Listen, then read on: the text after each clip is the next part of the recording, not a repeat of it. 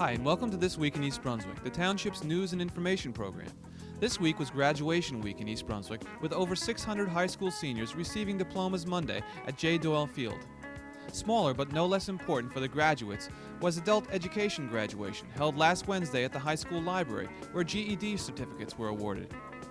This week, Pegi Ballister-Howells will talk about using mulch in your garden, and will have new information about the Latchkey program and about arts happenings in town. All after a look at next week on Channel 8. We start our week Monday morning at 10 a.m. with Look Great, Feel Great as Lenore Kulick offers aerobics and exercise. At 10:30, it's Stories from the Library read by East Brunswick librarians. Then at 7 p.m. Monday evening, it's a young musicians concert taped earlier this month. Tuesday at 7 p.m., Eye on the Library features the administration department of the library. And at 7:30, John Megliero visits an auto racing art gallery on Sports Talk. At 8 p.m., it's About East Brunswick with the mayor, featuring representatives from the New Jersey League of Municipalities. Wednesday at 7:30, For Art's Sake with Dolly Vasta investigates the world of corporate art with art consultant Ray Landis. At 8 p.m., The Arts comes to you from the Middlesex County Cultural and Heritage Commission. Thursday at 7:30, EB People with host Sandy Landman features an interview with local teen actor Dennis Singletary. And we'll be back next Thursday at 7 and 8 p.m. with another edition of This Week in East Brunswick. Now let's go to J. Doyle Field for the high school graduation.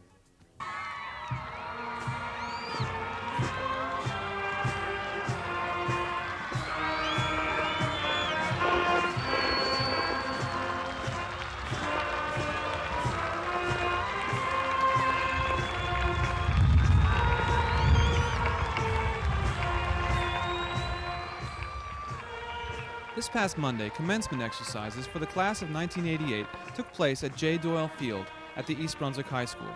There were 660 graduating seniors this year as the ceremony began with the invocation by Reverend John Costello of St. Bartholomew's Church, followed by the president of the class, Cyril Johnson. To the class of '88, we all have grown during this time, each in his or her own way, and for this I am proud of myself, as should you be of yourselves. Within these walls of East Brunswick High School, we have spent close to 3 years of our lives, and now we leave, taking with us something more than what we had come with. More knowledge, more self-confidence, more discipline, and many more memories. If you will, please take a moment with me to look back on your first day in the high school. I remember coming to the building in August with a couple of my friends and a map.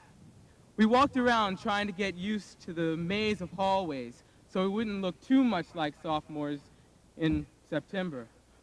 Heaven forbid having to ask a senior where the elevator is. Well, September came and we all got lost going to class at one time or another. However, as time passed, we adjusted.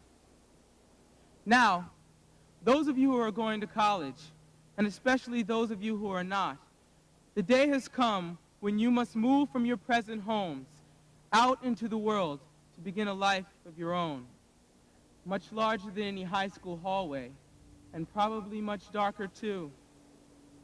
But you can adjust. You will adjust if you have faith in yourself and the strength to pursue your dreams. People often say that this or that person has not yet found himself. But the self is not something one finds. It is something one creates. Those who sit and wait for dreams to come true without lifting a finger to help themselves are never fulfilled. Those who sit and wait for the world to change to accommodate their needs are disillusioned, for the world owes man nothing. Those who sit and wait will only wither and die. You must remember that only with hard work, dedication, and faith can one reach his goals, thus becoming the kind of person that he wants to be. I would like to end with a poem that I wrote while thinking on graduation. Goodbye and many more.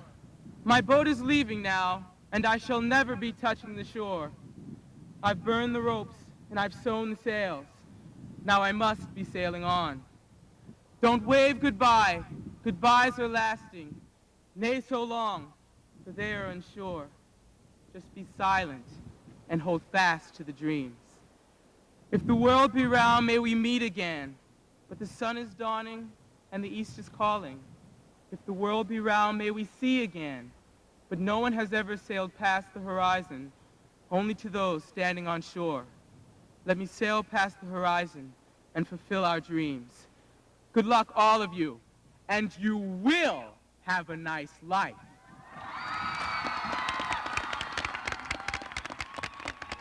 Next to address her class was Student Council President Erica Runyon. Congratulations, class of 1988. Looks like we made it. Finally.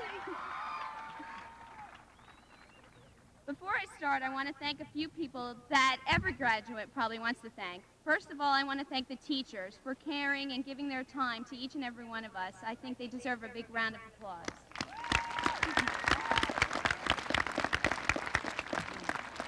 I want to thank my friends who have always been there for me with a joke or support. I really love you. Thank you for all your help. I'd like to thank most of all my family for supporting me and believing in me, especially my mom and dad. I love you very much.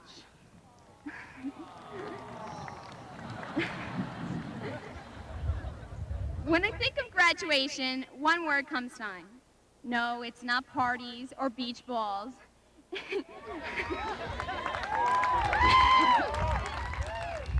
It's responsibility. Once we leave the shelter and security of East Brunswick, there's no going back. There will be new responsibilities to face: college, jobs, and family. Another duty we must face as we graduate into adulthood is our responsibility to our country. Our country is a democracy, and democracy means ruled by the people. Without the public's participation, our government would collapse. We must not be apathetic towards what those people running the country are doing. Our government is based on a system of checks and balances, and we, as citizens, are part of that system.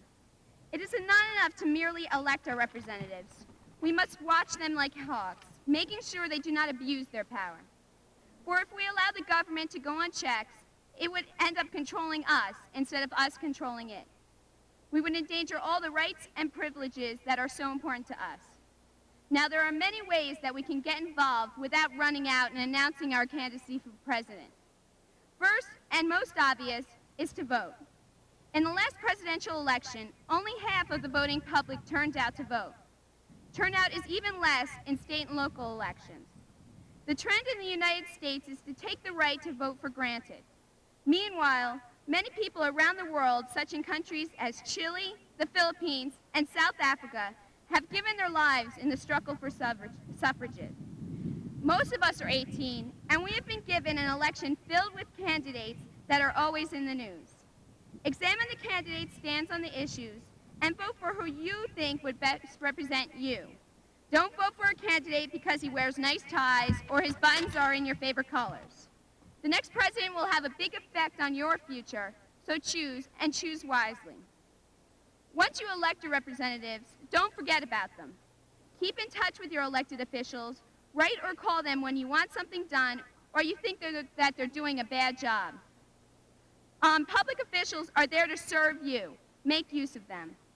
Finally, try to keep up with the current events in your town, your state, the country, and the world. This is probably the easiest request I ask of you. All it requires is that you sit down in front of the television for half an hour to watch the news, or spend a few minutes reading the papers or magazines. The more aware you are, the better armed you are to control what the government is doing. America is a great country in that it allows us to determine our own future by giving us the opportunity to choose our government. Don't let other people speak for you. Get involved. Put the people in office you want and make sure they look out for your interests once they're there. It can only help you. Again, congratulations, class of '88. And as Mr. Michaud would say, best wishes and deepest regards. Thank you. For the first time, students voted on who they would like most as featured speaker at their graduation. Their choice, humanities teacher Lou Chalupa, left them with these words. I love all of you.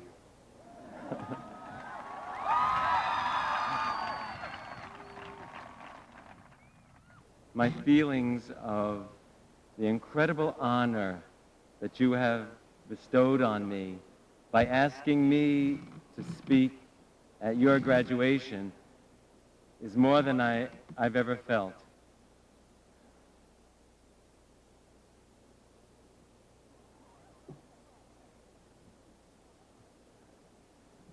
There's something that I just wanted to end with, and it appeared in the Reader's Digest this past winter, and it's entitled, "All I Ever Really Needed to Know, I Learned in Kindergarten."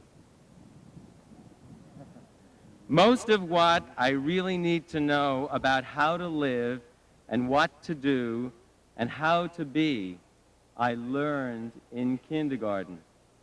Wisdom was not at the top of the graduate school mountain, but there in the sandbox at nursery school.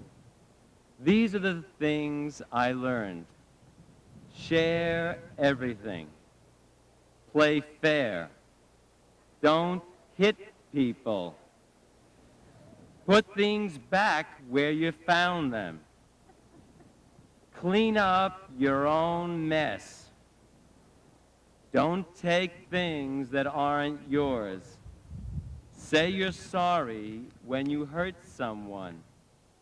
Wash your hands before you eat. Flush. Warm cookies and milk are good for you. Live a balanced life. Learn some and think some and draw and paint and sing and dance and work some every day. Take a nap every afternoon.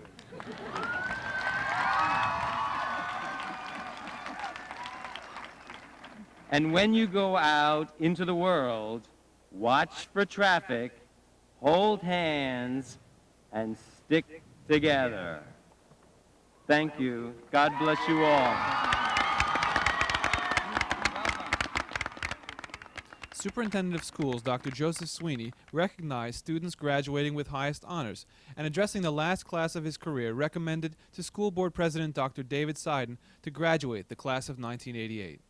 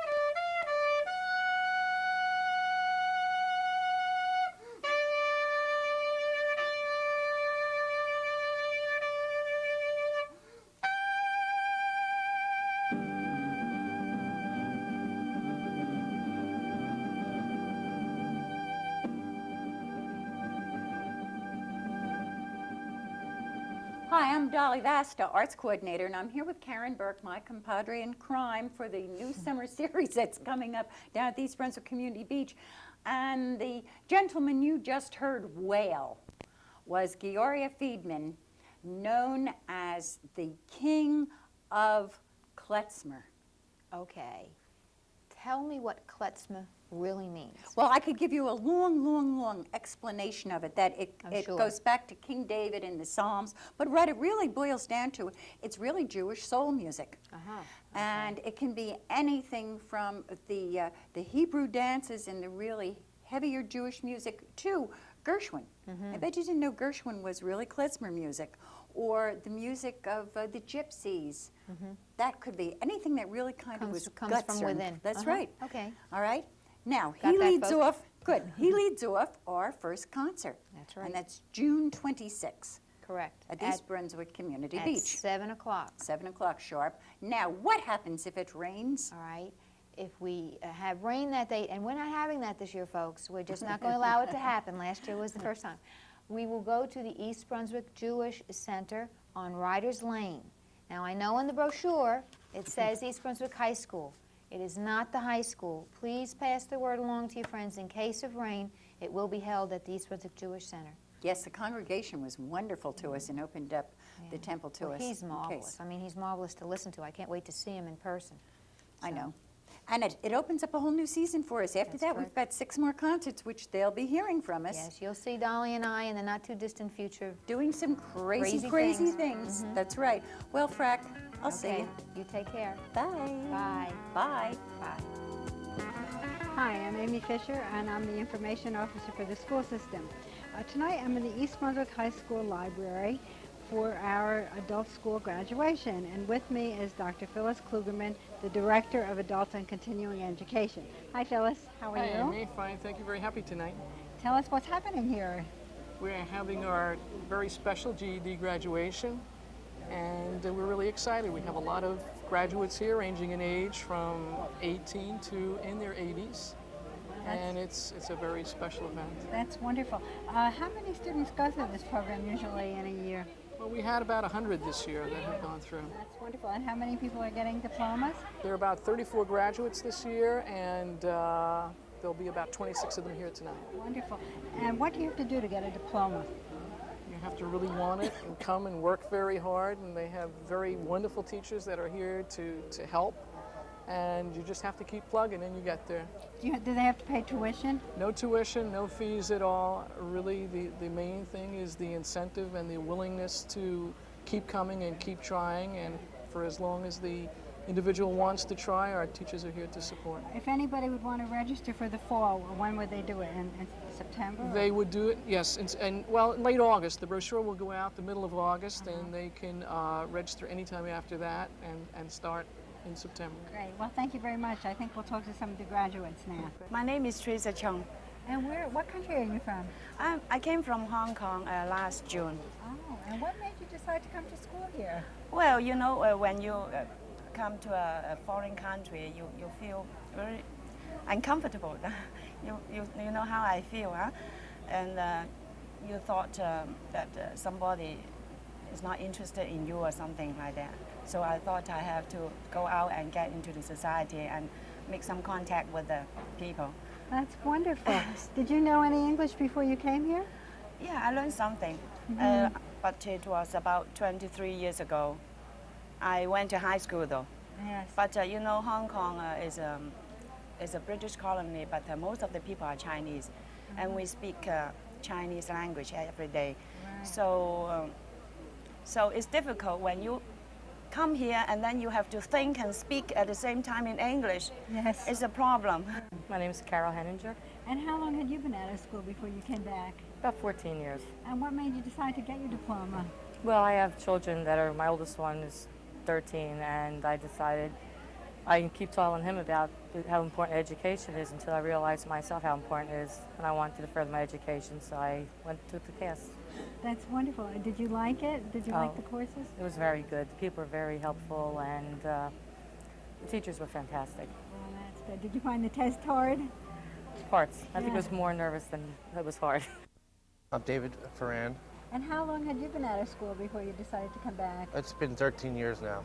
And what made you decide to go back for your high school diploma? Oh, I realized that I quit school for all the wrong reasons, and as I grew up, I realized that it was not the right thing to do, and you shouldn't start something and quit it. You should go back, and I went back to it, and it was worth the while, and it really helped me out in the future. You have to, in order to get anywhere nowadays, you have to have education. Even though if you don't pursue college, it's really good for your confidence and so on, and it's very good for you. Hi, could you tell us your name, please? Winifred Howley. And how long was it from the time you left school until the time you came to get your diploma here? 60 years. Wow, that's wonderful. What made you decide to come back? My children urged me to come back, and especially my granddaughter, who's going to be a high school graduate next year. And I found it a little bit frightening in the when I decided to go, but I loved it. I really and truly loved it. The teachers were just marvelous and caring, and it's been a great experience, and I'm really sorry that it's over. This is Daniel Seda, and how long have you been out of school, Daniel? Close to a little bit more than 2 years. And what made you decide to come back now? Well, it is hard to get by without a high school diploma, really.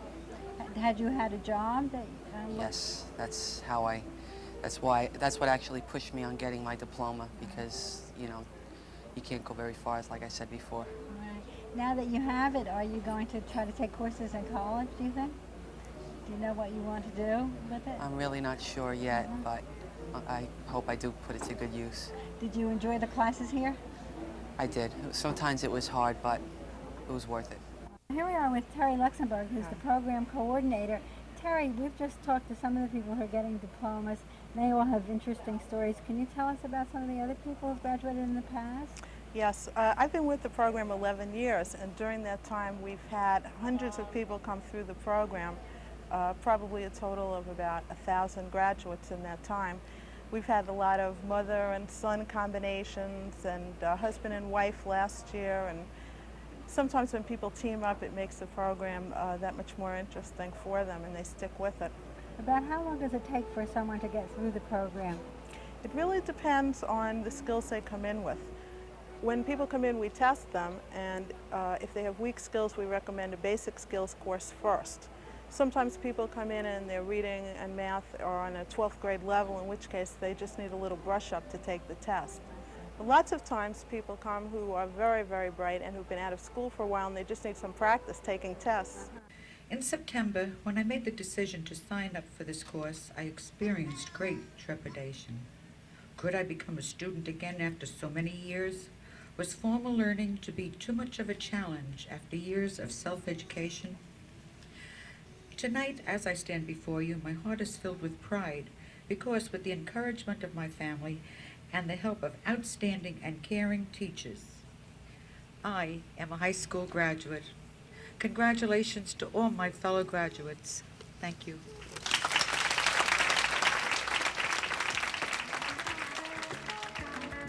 Hi, this is Peggy Ballister-Howells, your Middlesex County Agricultural Agent. And on a day like today, with the sun shining and the temperature soaring, your plants are probably struggling at least a little bit in the garden. So we have here a pile of mulch. This is wood chips, and this makes an excellent mulch. It's not the only mulch you can use. There are a number of other kinds that work very well. But this has some advantages. For one thing, it is organic, and it will break down. The fact that it is porous and you can water through it has a significant advantage over using any kind of a plastic that you can't water through. Many communities will have this available. When they do their tree pruning in their townships, they will chip up the wood and make it available back to the residents. Often landscapers will be happy to dump a load off at your property because they don't know what to do with all the wood chips that they have. But as you can see, this pile right here has started to decompose. So even though it's only wood, if you dig down inside,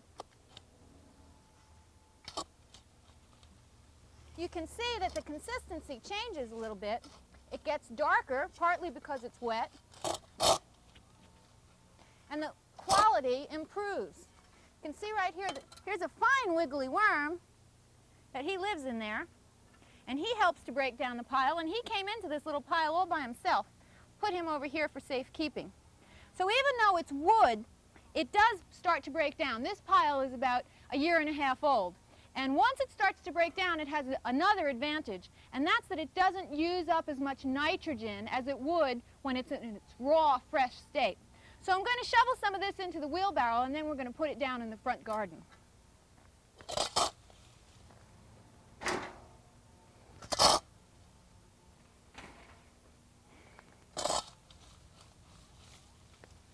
We have the mulch here, and over here we have some nice little marigold plants that are in bloom, and some beautiful calla lilies that are also in bloom and doing quite well.